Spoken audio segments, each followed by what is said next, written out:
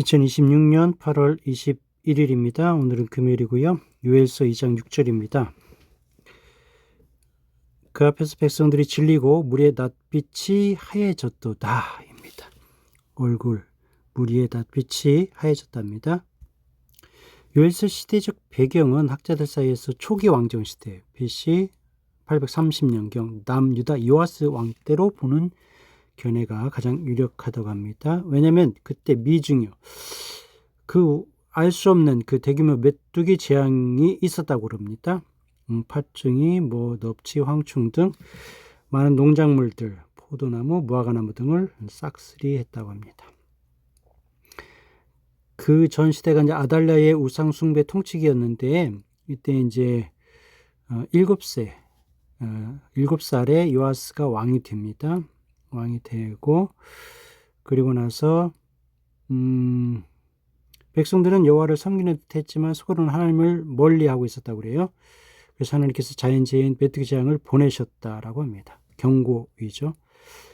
여기서 나오는 이제 요엘서에 나오는 여호와의 날은 메뚜기 재앙으로 멸망 직전에 절망을 겪고 있었을 때에 이것은 단지 시작이다. 나중에 막강한 이방 적국 군대가 몰려올 것이다. 그때가 진짜 여호와의 날이다. 심판의 날이다라는 것을 선언합니다.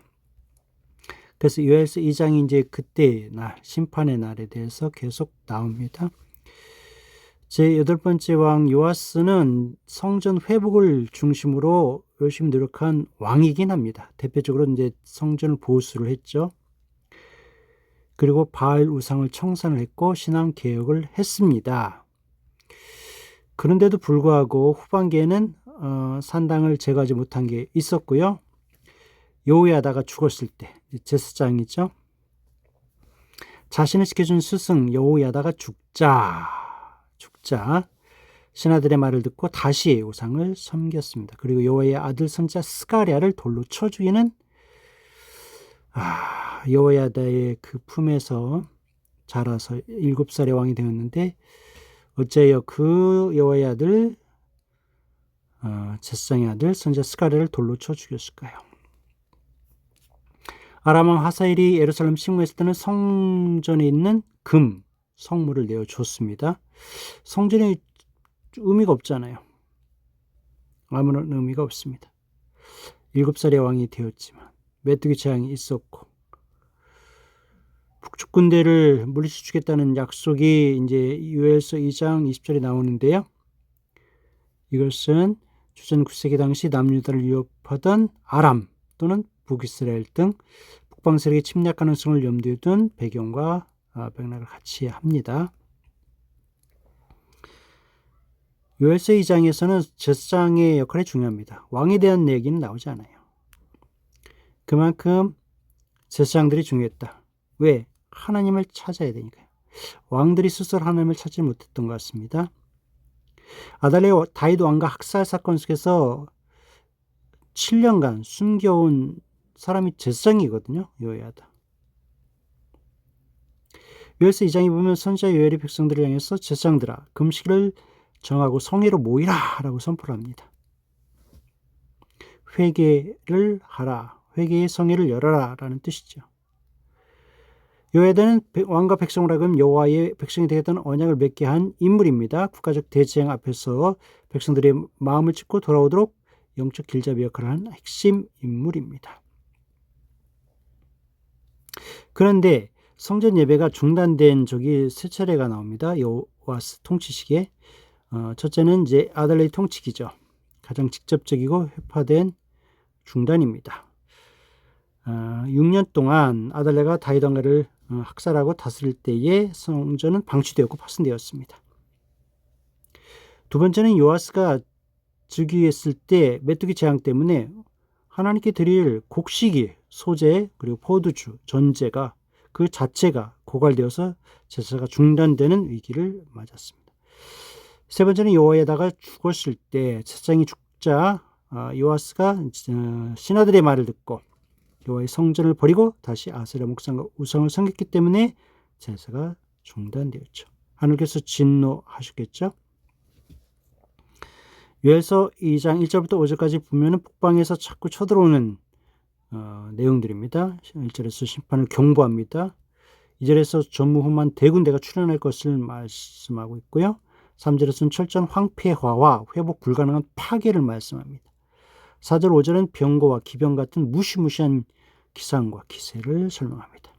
그래서 6절에서는 낯빛이 하얘지는 이유와 성전 예배의 관계를 말을 하는데요. 직접적인 원인은 1절부터 5절 4절 5절에서 묘사된 것처럼 병거 소리를 내며 에덴 동산 같은 땅을 순식간에 황무지로 만들어버리는 무자비하고 강성한 심판의 군대가 눈앞에 바짝 다가왔기 때문에 백성들의 얼굴빛이 낯빛이 창백해지는 것입니다. 근데 더 본질적인 것은 성전 예배 중단입니다. 성전 예배의 중단이 직접적인 공포의 대상이 아니라 이러한 참혹한 심판을 불러오는 근본 원인이라는 것이죠.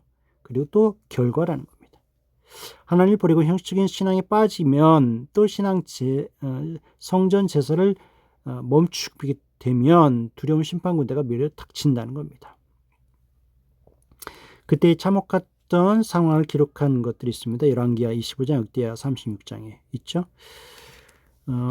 BC 586년에 예루살렘이 멸망당합니다. 바벨론 왕 느부갓네살이 18개월 동안 포위를 하죠. 예레미야 애가도 그때를 이야기합니다. 이때는 사람이 사람을 잡아먹는 그러한 굶주림이 심했던 때이기도 합니다. 어머니가 자식을 삶아먹는 비참한 광경이 벌어지기도 했다고 합니다. AD 70년에 예루살렘 성전이 무너질 때도 어미가 자기 자식을 삶아 먹은 적이 있죠. 굶주림이 가장 피폐함입니다. 근데 그 굶주림은 메뚜기 재앙도 굶주림을 주지만 북방민족이 쳐들어왔을 때도 굶주림입니다. 원인은 성전 제사, 하나님을 섬기는 것을 멈췄기 때문이라는 것이죠. 요세푸스 기록에도 AD 70년경 이야기가 나옵니다. 그래서 결국 성전 제사, 물론 AD 70년에 예루살렘 성전이 무너짐으로 성전에서 드린 제사는 멈춰졌지만 또 예수님 십자가 달려 돌아가심으로 구약의 율법 제사가 멈춰졌지만 우리는 하나님께 예배를 드려야 됩니다. 그래서 항상 기뻐하고 심하고 기도하고 범사에 감사함으로 하는 그런 예배자의 삶을 살았으면 좋겠습니다. 무엇보다도 기도의 생활을 다시 찾아야 되겠습니다. 쉬지 말고 기도해야 되겠죠. 항상 생활할 때마다 여호와께 하나님께 기도하는 삶, 그리고 모든 생활 중에 기뻐하고 무엇보다도 내 이름이 한나라 생명책에 기록된 것으로 기뻐하라고 말씀하셨습니다. 또 범사에 감사라고 하셨습니다. 이러한 삶을 사는 우리가 되었으면 합니다.